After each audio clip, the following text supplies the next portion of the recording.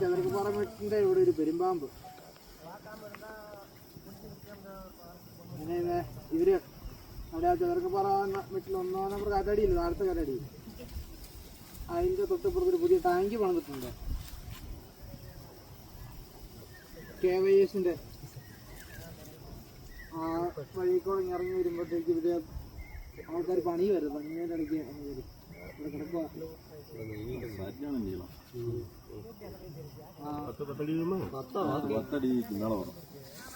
എന്തോ വിഴുങ്ങിട്ട് കിടക്കുക. നിങ്ങളിവിടെ അല്ല